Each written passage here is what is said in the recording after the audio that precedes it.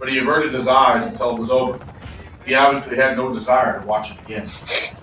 On the mid-feet, I saw Dato standing alone in the field beside the White House. A small fleet of Sixer gunships were descending out from the sky, and they began to fire their laser cannons as soon as they were within range.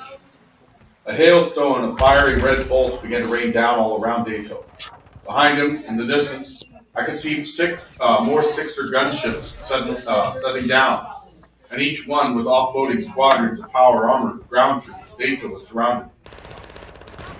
The Sixers had obviously spotted their ship during its descent to the planet's surface, and they made killing the two samurai a priority. Dato didn't hesitate to use the ace up his sleeve.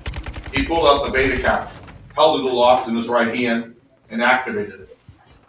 His avatar instantly changed into Ultraman, a glowing red-eyed, red and silver alien superhero. As his avatar transformed, he grew to a height of 156 feet. The Sixer ground force closing in on him froze in their tracks.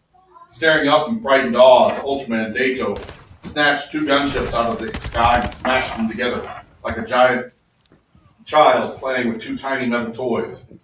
He dropped the flaming wreckage to the ground and began to swat other Sixer gunships out of the sky like bothersome flies.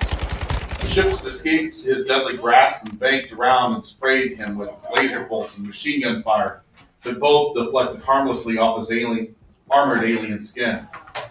Dato let out a booming laugh that echoed across the landscape. Then he made a cross with his arms, intersecting his wrist. A glowing energy beam blasted forth from his hands, vaporizing half a dozen gunships unlucky enough to fly through its path. Dato turned and swept the beam over the Sixer ground forces around him, frying them like terrified ants under a magnifying glass. Dato appeared to be enjoying himself immensely, so much so that he paid little attention to the warning light embedded in the center of his chest, which had now begun to flash bright red. This was a signal that his 3 minutes of Ultraman had nearly elapsed and his power was almost depleted. This time limit was Ultraman's primary weakness.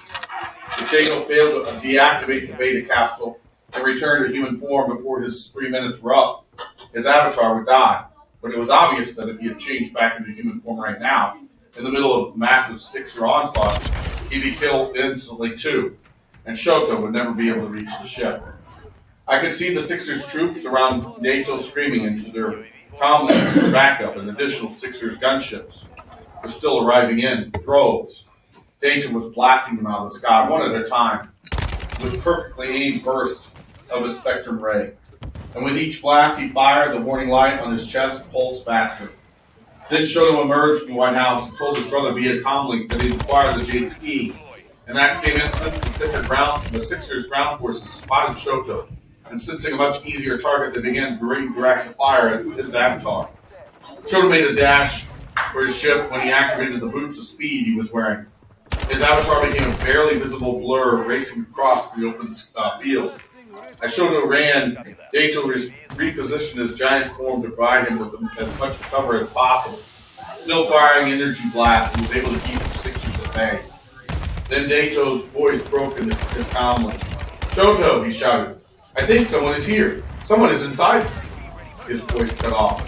At the same moment, his avatar froze, as if he'd been turned to stone, and a logout icon appeared directly over his head. Logging out of your Oasis account while you were engaged in combat was the same thing as committing suicide. During the logout sequence, your avatar froze in place for 60 seconds, during which time you were totally defenseless and susceptible to attack. The logout sequence was designed this way to prevent avatars from using it as an easy way to escape a fight. You had to stand your ground or retreat to a safe location before you could log out. Dato's logout sequence had been engaged at the worst possible moment. As soon as his avatar froze, it began to take heavy laser and gunfire from all directions.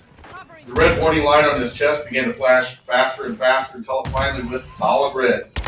When that happened, Dato's giant form fell over and collapsed.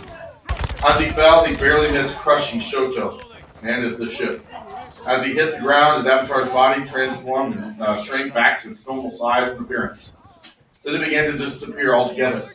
slowly fading out of his existence. When Dato's avatar vanished completely, it left behind a small pile of spinning items to the ground. Everything he had been carrying in his inventory, including the beta capsule. He was dead. I saw another blur of motion on the vid feed as Shoto ran back to collect Dato's items.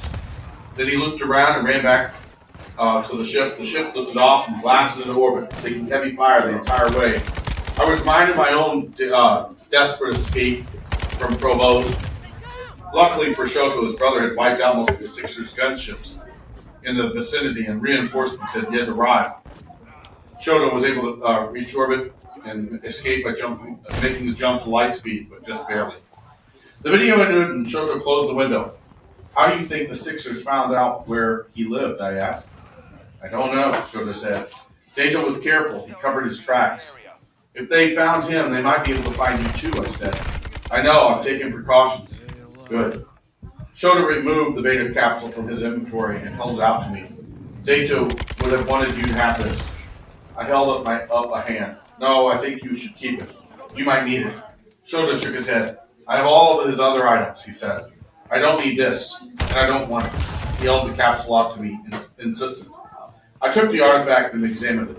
It was a small metal cylinder, silver and black in color, with a red activation button on its side. Its size and shape reminded me of the lightsabers I own. The lightsabers were a dime a dozen. I had over 50 in my collection. There was only one beta capsule, and it was far more powerful weapon. I raised the capsule with both hands and bowed. Thank you, Shoto-san. Thank you, Parsifal, he said, returning the bow. Thank you for listening. He struck slowly. Everything about his body language seemed to signal defeat. You haven't given up yet, have you? I asked. Of course not. He straightened his body and gave me a dark smile. But finding the egg is no longer my goal. Now I have a new quest. It's far more important one. And that is revenge. I nodded when I walked over and I nodded. Then I walked over and took down one of the samurai swords mounted on the wall and presented it to Shoto. Please, I said, accept this gift to aid you in your new quest. Shoto took the sword and drew its ornate blade a few inches from the scabbard. A Samune, whatever, like someone. Yeah, shame with me. Masamune. You guys know what that is? That long sword? He asked, staring at the blade, and wondered. I nodded yes, and it's +5 Warple blade, too. Shoto bowed again and so his dragon, too. Arigato. He rode the elevator back down to my hangar in silence. Just before he boarded the ship, Shoto turned to me. How long do you think it will take the Sixers to clear the third gate, he asked. I don't know. I said, hopefully long enough for us to catch up with them. It's not over until the fat lady is singing, right? I nodded. It's not over until it's over. And it's not over yet. And that's it for today.